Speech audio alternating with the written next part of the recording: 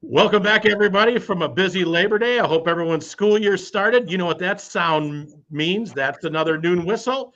I'm Chris Trottier. And I'm John Anzalone, and our guest today is Tim Owens, Southern Lakes Conference Commissioner and longtime official. Thanks for joining us, Tim. No problem, guys. Thanks for having me on. I appreciate it. Yeah, we appreciate you taking the time. We're going to get right into it here, and maybe you'd give us a little background of where you come from and how you got involved to be the Southern Lakes Conference Commissioner. Sure. So I am going into my second year as a commissioner for the conference. I was a longtime basketball official with the state, WIAA, and for the NCAA. My career ended last year when I took over for the conference. I was 20 years with the WIAA and 15 for the NCAA. I was retiring from college to spend more time with my kids as they got older, be home a little bit more on weekends and weekdays, a little less travel. In high school, I was going to continue to do it, but then when I was asked to interview for the Southern Lakes Commissioner's job, and then I got it and I was hired, I decided that it was time to call it a career because I am a firm believer that you are not able to run a conference. You can't officiate and run a conference at the same time. Some guys can do it, and God bless them, but I didn't want to add any more to my plate. So I decided to stick with the commissioner thing, and which I wanted to do for a really, really long time. When the opportunity presented itself, I acted on it. So that seems like a big enough job in itself. It is. It is. I come from actually a line of commissioners. My brother Dan is the commissioner for the Southeast Conference, and then my dad is the Metro Classic Conference. So you guys argue over which conference is the best? Yeah, kind of. When we go to events, we do. I was just at the Union Grove Shoreland boys soccer game with my dad, and Shoreland scored first, I believe. They went up 1-0, and my dad turns to me. I was standing behind him, turns to me, and just. And Union Grove scored. I did the same thing to him, and then they went up 3-2 and 3-1. Ended up winning, and he didn't want to talk about it after that. All of a sudden, it was it's not a big deal. So I think you guys may have to have, like at Festivus, have a feats of strength, like in the center from Seinfeld on what the best conference is. Yep. Right. They call the southeast part of the state the Owens corner, so we just keep to ourselves. There you go. There you go. So before we get into conference commissioner, I put in the alert for this event, for this live stream podcast. You officiated when you said NCAA. You officiated some pretty big time. I mean, you went all the way up to the Big East. What other conferences did you officiate in? I was blessed. I worked Division I. I worked in the Big East, the Horizon League, and the MAC. And then Division II, I worked in the GLVC, which is Parkside's old conference. Yep. I also, when they switched and transitioned to the GLIAC, yep, I went to that camp and I got hired and started working in that conference.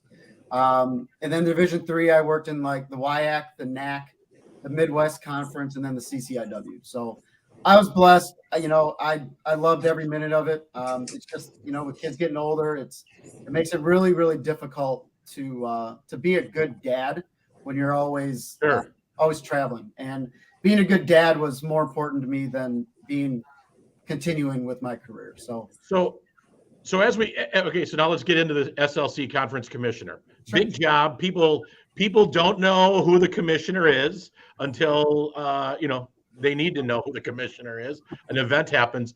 But as you come in, you got a great background. Kind of what's some of your areas of focus, priorities? Because every leader puts their stamp on the organization. So what's one of your priorities now you're moving into your second year for the SLC now and moving forward? So a big pushing point that I am pushing with my athletic directors, and they're all fantastic people. They're tremendous at their craft. But my big pushing point is sportsmanship. Sportsmanship with parents, sportsmanship with coaches, sportsmanship with players, and sportsmanship with my officials. Because I hold my officials to a very, very, as I was saying, I hold them to a very high standard, very high expectation. As I discussed earlier, like we're all coaches, players, and officials. We're all in the same business. We're just on different sides of the spectrum. So the officials are there to hold people accountable, hold themselves accountable. I hold them accountable. And there's a thing. One of the schools is doing You remember last year during a basketball game where the announcer made it was huge on social media. Oh yeah, Germantown, was it? Yeah, Germantown? was it Germantown? Falls?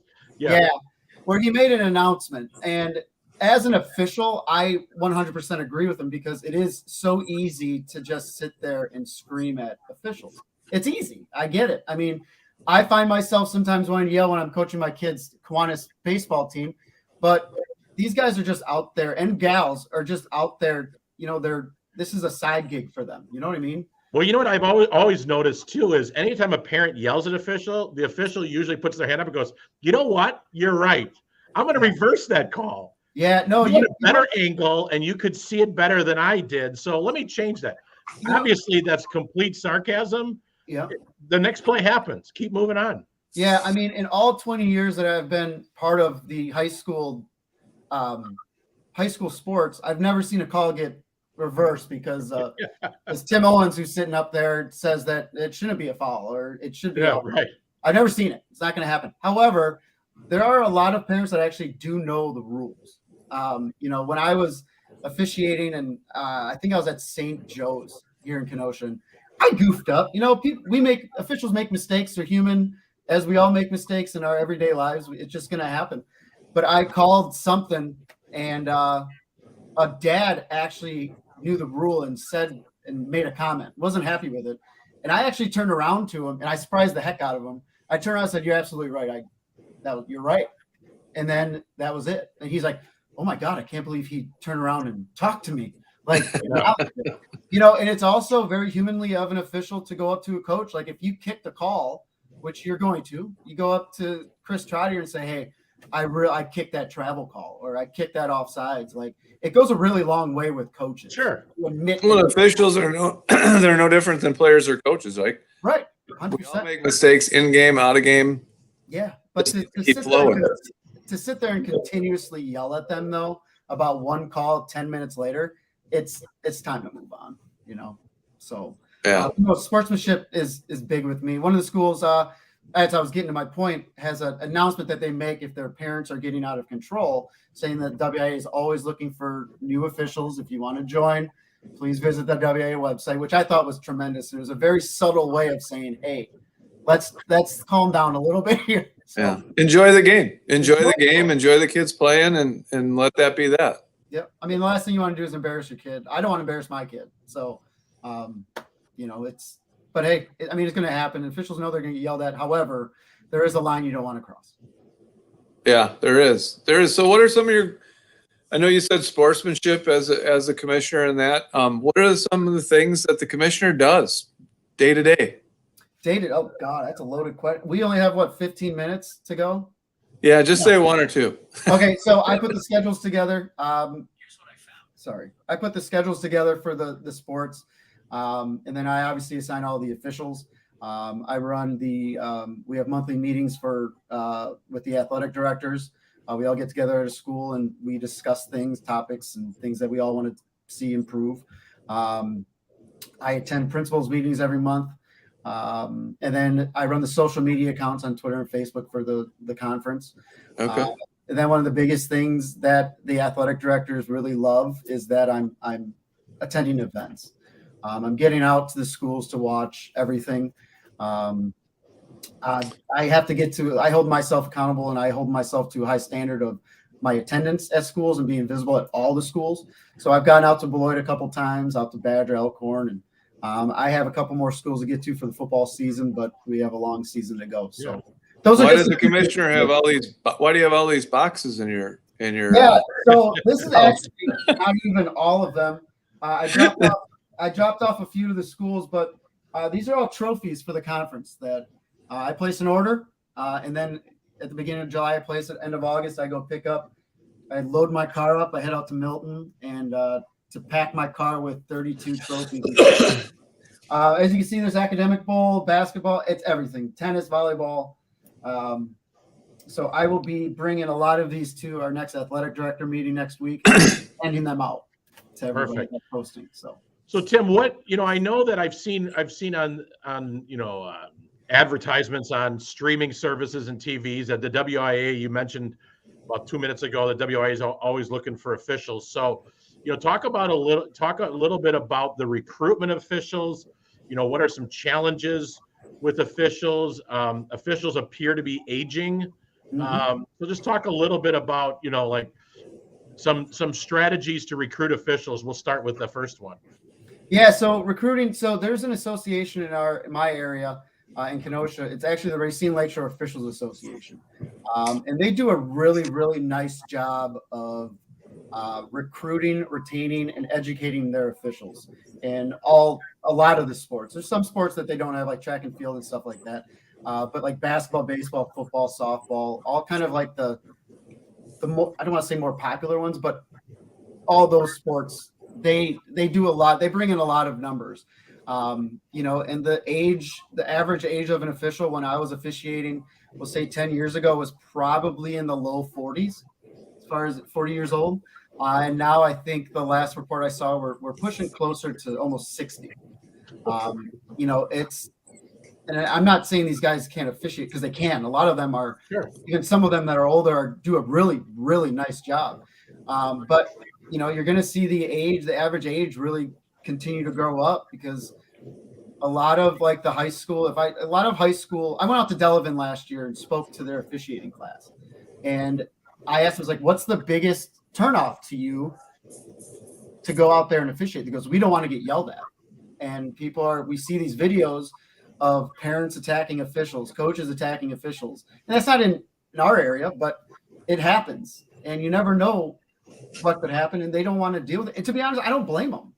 I wouldn't want to go out and get, attacked by a parent or a fan or whoever. I just don't. But we have to continuously encourage them to get out. That's not something that happens all the time at all. I haven't seen it in a really, really long time, other than what happened to me when I first started. But that was it, and that's been 20 years. So Tim, hypothetically, and if I wanted to be an official, and like I say hypothetically, because I'm not going to help your age bracket, but someone wanted to get involved in officiating and they're going to start out doing junior varsity games, what does a typical junior varsity basketball official make for a game? It depends on what conference you go to. It also depends on what schools you go to. Some of them range in general, $50 to $60. How about varsity? Varsity right now, in different sports, it's a little bit different. And in the Southern Lakes, football is getting 85, basketball is getting 80, baseball gets 80, softball gets 80, and we just raised our fees, our officials' fees. And that also brings in people, because they see that number and they think, oh, that'd be a really good part-time job. Then you talk about what you make on the college level, and then all of a sudden they're really awake and wanting to pursue that. But it's just getting over that hump of dealing with the learning curve of everything. Sure. You play a sport, you think you know what the rules are, but you don't. You go and you're learning this. In my dad's conference, I think their football officials are making 90, basketball's 90. So it all depends on what conference you go to. But you get to pick your own hours, right? If you can't do a day, you don't do it. You're an independent contractor, so you can control when you want to work. Like if I don't want to work on a Friday night, I will block it. How I assign through the Arbiter Sports, which is a signing platform. And if John didn't want to work on a Friday, he can just go in and block a Friday. And when I go assign a basketball game, you're not going to pop up as available because you blocked it. So you can control your own schedule. You really can. Sure. I don't think a lot of people understand that. Sure. So anything else new in the SLC Southern Lakes Conference that we should know about, or anything exciting coming up? I am really excited that Beloit Memorial is in their first year, full-time year with us. John Dupuis, the athletic director out there, is doing terrific things with his school, with his department.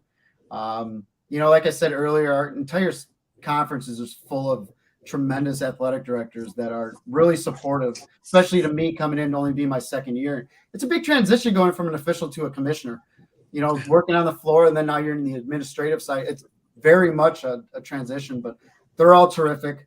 There's been a lot of success so far, with a couple people breaking records in numerous different sports, and to see that support from not just within their own school, but from surrounding schools in the conference is really encouraging, and something that I really love to see. Yeah, I mean, it's a great athletic conference with great people who have been dedicated to, creating a co-curricular experience for all kids. And, Yep.